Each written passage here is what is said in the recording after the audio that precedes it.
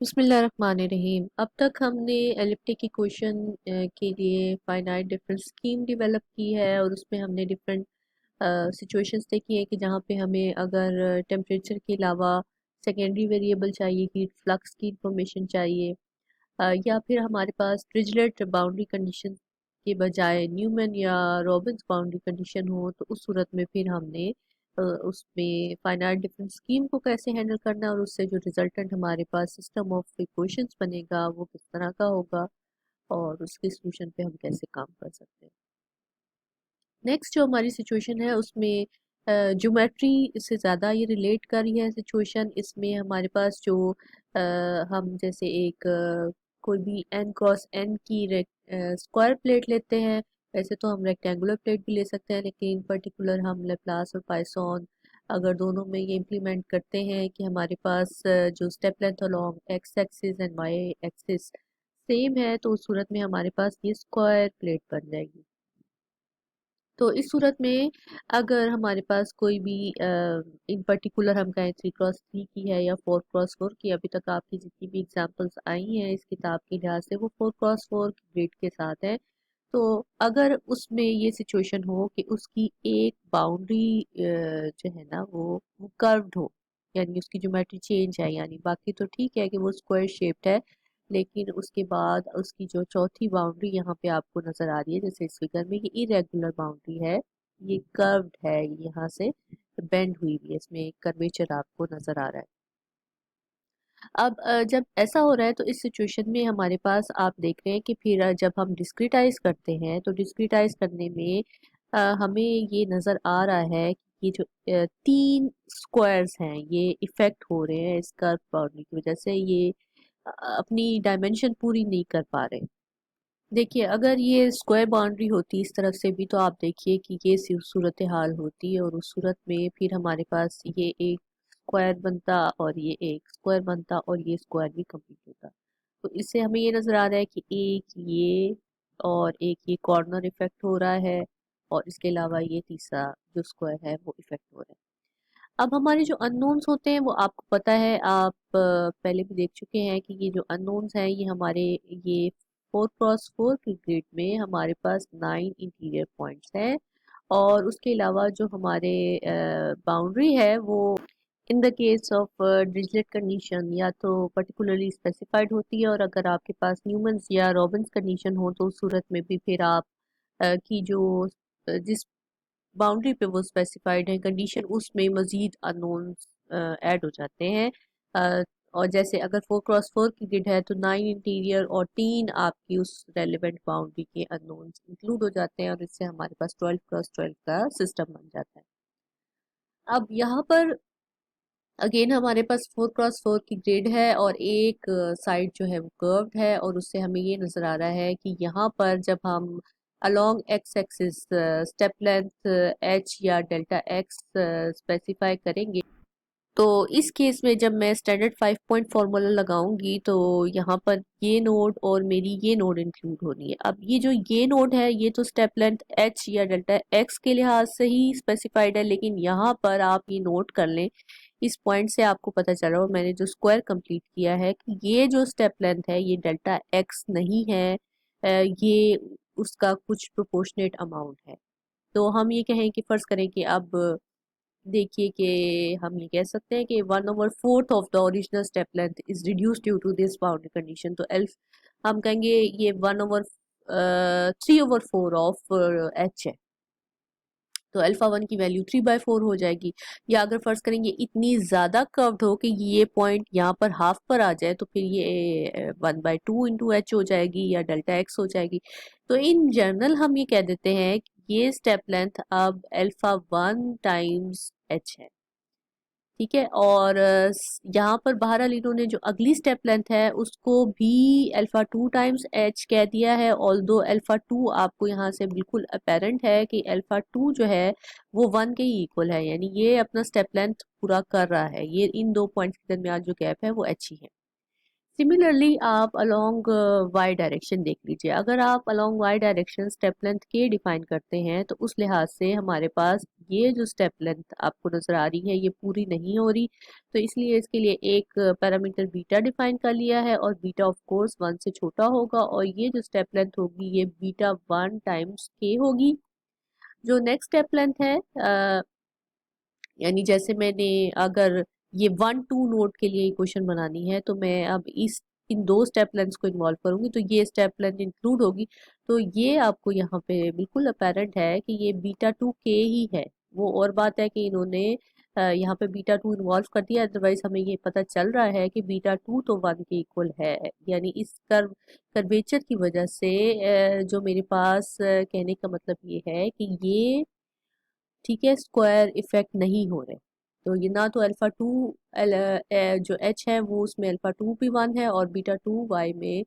या के में या बीटा 2 डेल्टा वाई में या के में बीटा 2 भी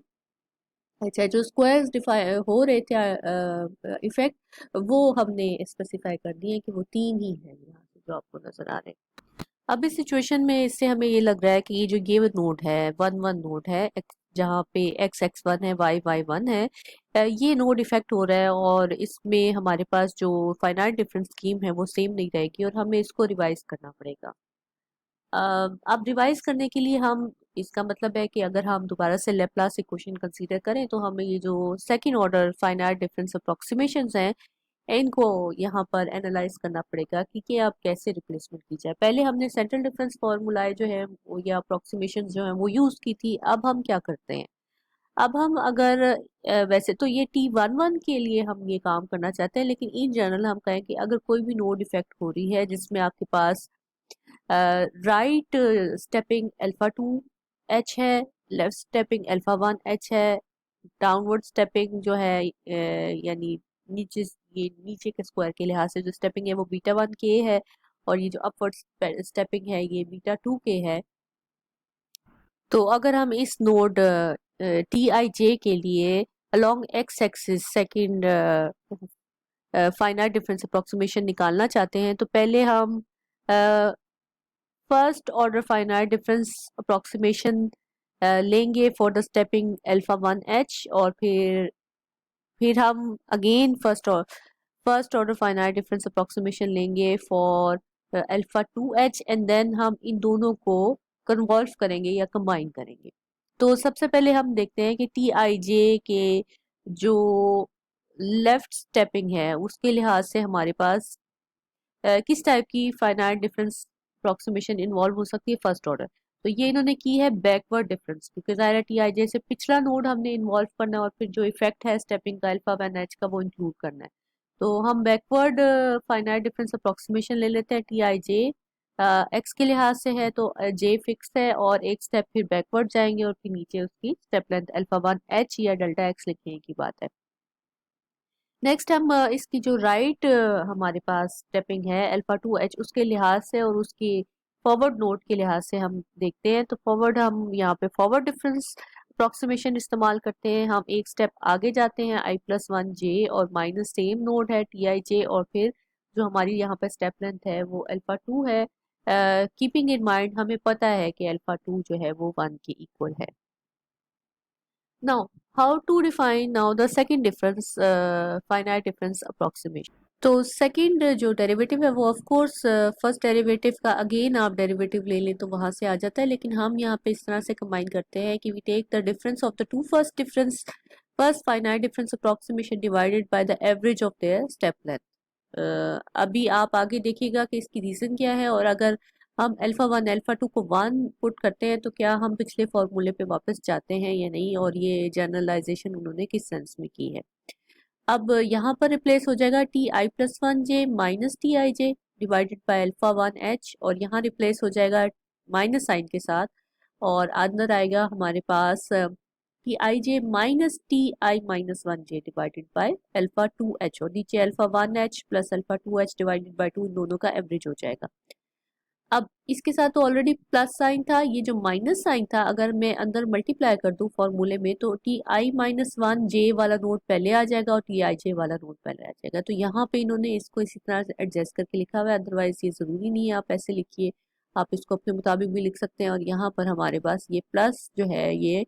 फॉरवर्ड डिफरेंस अप्रोक्सीमेशन है, ये माइनस बैकवर्ड डिफरेंस थी और ये लेकिन ये माइनस उन्होंने अंदर मल्टीप्लाई कर दिया। अपॉन सिंप्लीफिकेशन अगर हम डेल्टा एक्स इधर से भी कॉमन आ रहा है यहाँ से भी कॉमन आ रहा है, तो अगर हम कॉमन ले लें तो ये डेल्टा एक्स का होल स्क्वायर हो जाएगा यानी एच का स्क्वायर हो जाएगा, और नीचे हमारे पास alpha one multiplied by alpha one plus alpha two multiplied by alpha one plus alpha two. Similarly हम y के अलोंग भी ये काम कर सकते हैं। तो y के लिए हम क्या करेंगे, y के लिए हम फॉरवर्ड डिफरेंस अप्रोक्सीमेशन लेंगे for this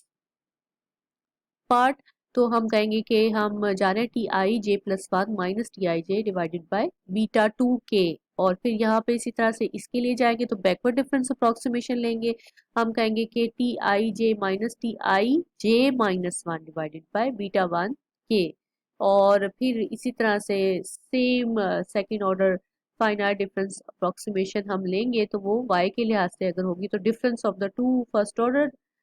approximation or divided by the average of the step lengths beta one के और बीटा टू के, या बीटा वन डेल्टा वाई और बीटा टू डेल्टा वाई। तो सिमिलर ग्राउंड्स पे ये हमारे पास y के लिहाज से बन जाएगी। अब आपने नेक्स्ट क्या करना है, इसको इक्वेशन में सब्स्टिट्यूट कर देना है, तो ये हमारे पास सिचुएशन आ गई और इसको हम सॉल्व करेंगे। तो दिस इज द इक्वेशन और finite difference scheme for the node in particular in this case it should be for T one one. तो हमने क्या करना है फिर, अगर हमने टी वन वन क्योंकि उस पे कर्वेचर जो है इफेक्ट करा था, तो उसमें हम फिर इस जो इक्वेशन को हमने बनाया है इसको हम आई जे को यहाँ पर वन ले लेंगे, और उससे हमारे पास जो टी वन वन की जो फाइनाइट डिफरेंस स्कीम में से इक्वेशन निकलती है वो चेंज हो जाएगी। अब ये वाली स्कीम इस्तेमाल होगी, बाकी जो नोड्स हैं 8 नोड्स हैं उनके लिए वही स्कीम यूज होगी और उससे वही इक्वेशंस बनेंगी जो हम पहले बना रहे थे। तो सिर्फ एक question out of the 9 equation will change according to the curve boundary. अब ये तो ऐसी सिचुएशन थी कि इसमें आपके पास लोअर लेफ्ट कॉर्नर राउंडेड था, आपका ये अपर अपर लेफ्ट कॉर्नर भी राउंडेड हो सकता है। उस सूरत में आपका कौन सा नोड इफेक्ट होगा, वन थ्री। तो वन थ्री के लिहाज से फिर आप जो ये आपने स्कीम बनाई हुई है इसमें आप आई को वन पुट करेंगे और जे को थ्री पुट करेंगे। सिमिलरली अगर आपका लोअर राइट कॉर्नर इफेक्ट होता है तो उससे आपका जो नोड इफेक्ट होगा वो ये वाला होगा वन, ये होगा थ्री वन, ये वन वन है, टू वन है, ये थ्री वन है। थ्री वन के लिए फिर आई को थ्री और जे को वन पुट करेंगे जो अभी स्कीम बनाई है। फिर नेक्स्ट इसी तरह से आपके पास अगर ये कर्व बाउंड्री हो which is the upper out right boundary, तो फिर आपका ये थ्री थ्री नोड इफेक्ट होगा और उसके लिहाज से आप इक्वेशन निकालेंगे, कीपिंग इन माइंड कि आपको ये आइडेंटिफाई करना है कि अल्फा वन क्या है, अल्फा टू क्या है, बीटा वन क्या है इन चारों बाउंड्रीज के केस में, या चारों कॉर्नर्स के केस में किसी एक भी कॉर्नर पे अगर ऐसे